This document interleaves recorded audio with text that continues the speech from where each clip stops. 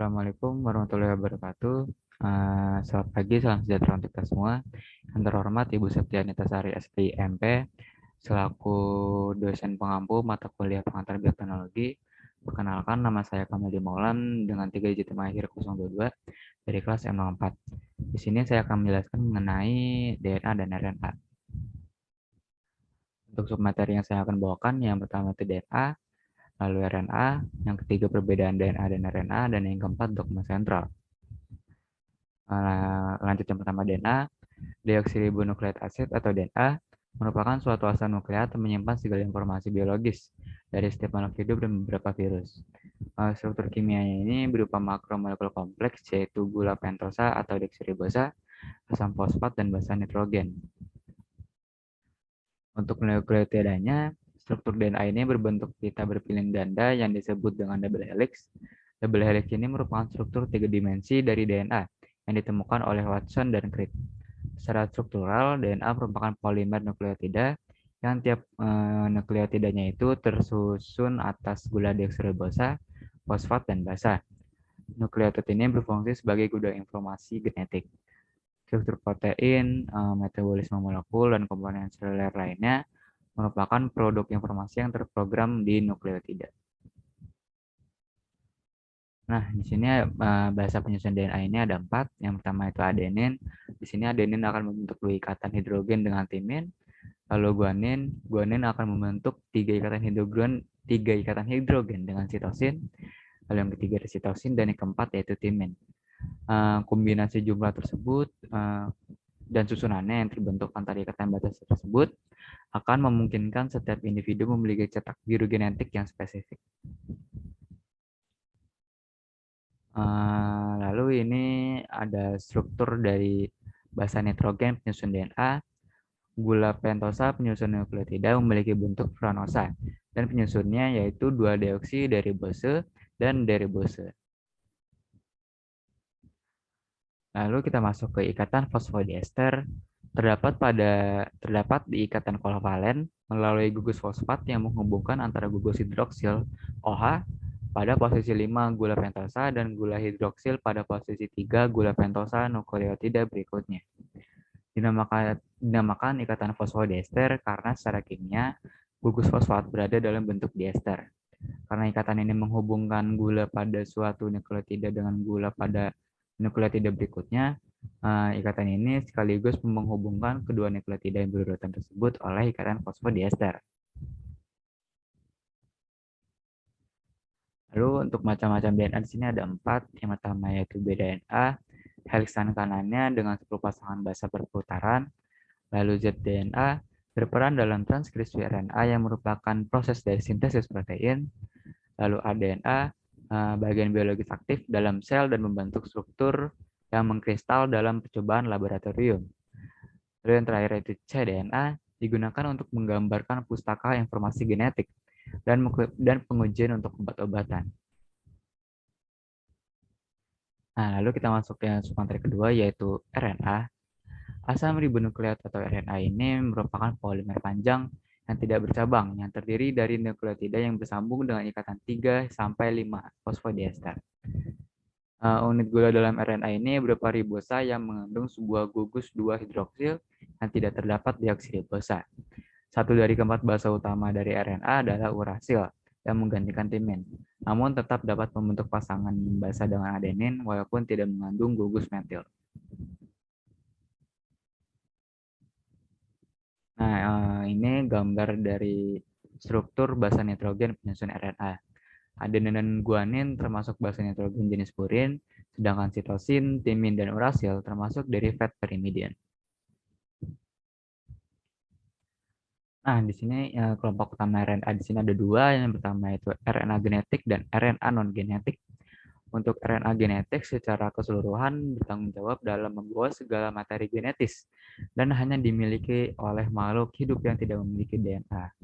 Untuk RNA non-genetik, RNA ini tidak berperan sebagai DNA dan dimiliki oleh makhluk hidup yang materi genetiknya diatur oleh DNA. Nah, di sini ada pembagian RNA non-genetik berdasarkan letak dan fungsinya. Yang pertama ada messenger RNA atau mRNA, berfungsi sebagai pola cetakan pembentuk polipeptida dan membawa kode genetik dari DNA ke ribosom. Lalu yang kedua ada transfer RNA atau tRNA. Di sini dia itu RNA terpendek yang berfungsi sebagai penerjemah kodon dari mRNA dan mengikat asam-asam amino yang akan disusun. Lalu yang ketiga yaitu ribosom RNA atau rRNA. Dia ini berupa pita tunggal yang tidak bercabang dan fleksibel. Fungsinya diduga memiliki peranan penting dalam proses sintesis protein. Nah, lalu di sini yaitu perbedaan DNA dan RNA. Yang pertama dari letaknya, untuk DNA di sini terletak di inti sel, sedangkan di RNA yaitu di inti sel, sitoplasma, dan ribosom. Dari bentuknya, untuk DNA ini berbentuk pita spiral ganda atau double helix, dan untuk RNA berbentuk pita tunggal. Untuk komponen gulanya ini DNA deoksiribosa dan RNA mengandung ribosa. Untuk ukuran DNA ini dia berukuran sangat panjang sementara RNA sangat pendek. Lalu untuk basa nitrogen dari DNA, untuk purinnya ini adenin dan guanin. Untuk pirimidin dari DNA yaitu sitosin dan timin. Untuk basa nitrogen dari RNA, dari purinnya itu dia adenin dan guanin, dan dari pirimidinnya yaitu sitosin dan urasil. Untuk kadar dari DNA ini dia tidak dipengaruhi oleh kecepatan sintesis protein. Untuk RNA-nya dia berubah-ubah menurut kecepatan dari sintesis proteinnya. Dan sekarang fungsinya DNA mengendalikan faktor keturunan dan sintesis protein. Untuk RNA dia hanya berfungsi sebagai sintesis protein saja. Nah, dogma sentral biologi di sini menjelaskan mengenai proses perubahan gen dari DNA menjadi RNA dan RNA menjadi protein. Dogma menjelaskan bagaimana proses pembacaan materi genetik menjadi protein yang berperan di setiap tahap metabolisme di tubuh organisme. Lalu ke replikasi DNA. Replikasi DNA ini merupakan proses penggantian DNA baru dari untaian DNA yang telah ada sebelumnya. Kode genetik atau kodon pada DNA yang dibawa dan dicetak akan membentuk RNA sebagai sumber informasi genetik untuk memulai sintesis protein. Ini ada beberapa tahapan dari replikasi DNA. Yang pertama itu ikatan hidrogen DNA kromosomal diputus oleh enzim helikase dari arah 3 ke 5. Lalu DNA polimerase kemudian mulai membentuk salinan DNA baru di titik P atau promotor ke titik T yaitu atau terminator. Yang ketiga, leading strands merupakan rantai berarah 3 ke 5 di mana replikasi DNA terus berjalan atau tidak terputus. Lalu rantai mengalami lagging strands akan menghasilkan fragmen yang putus-putus atau fragmen Okazaki. Fragmen Okazaki ini akan diperbaiki oleh enzim ligase untuk membentuk DNA baru. Lalu terbentuklah DNA baru hasil replikasi dari DNA kromosomal. Lalu kita masuk transkripsi. Transkripsi ini proses penyalinan informasi DNA kepada messenger RNA atau mRNA. Proses ini terjadi di dalam nukleus dan dikatalisasi oleh enzim RNA polimerase. Transkripsi ini hanya terjadi pada satu untai rantai DNA yang mengandung kelompok gen tertentu. Tahapan transkripsi yang pertama itu inisiasi atau permulaan. RNA polimerase akan melekat pada daerah promotor atau pangkal transkripsi untuk memulai transkripsi. Lalu RNA polimerase kemudian berikatan dengan kumpulan protein sehingga membentuk kompleks inisiasi transkripsi. Lalu RNA polimerase membuka untaian rantai ganda DNA. Lalu yang kedua elongasi atau pemanjangan.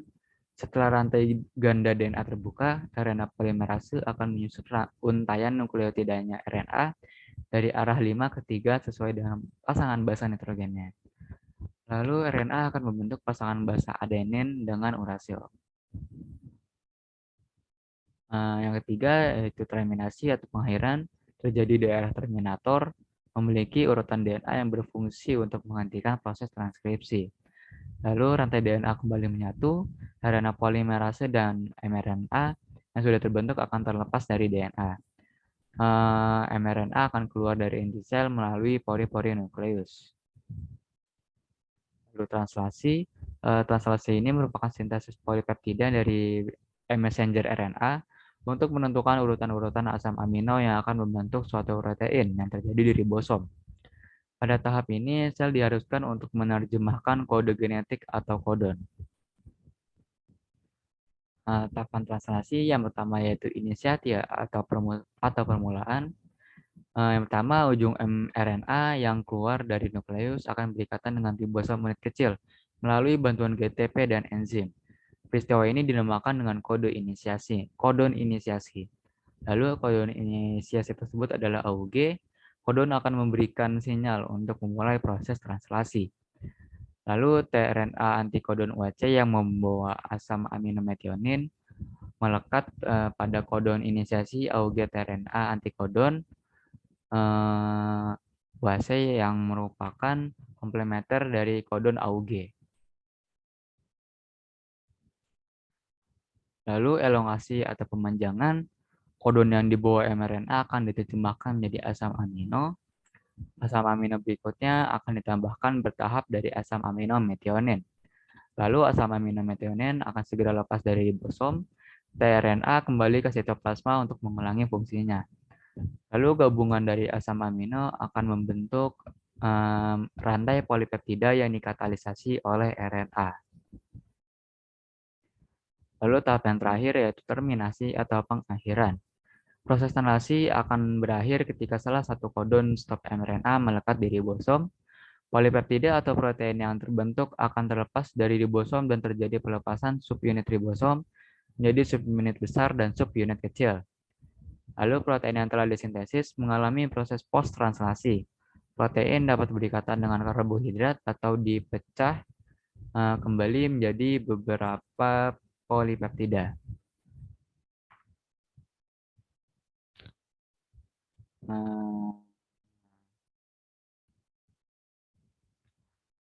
Baik, itu saja yang dapat saya jelaskan. Terima kasih. Saya rasa cukup. Wassalamualaikum warahmatullahi wabarakatuh.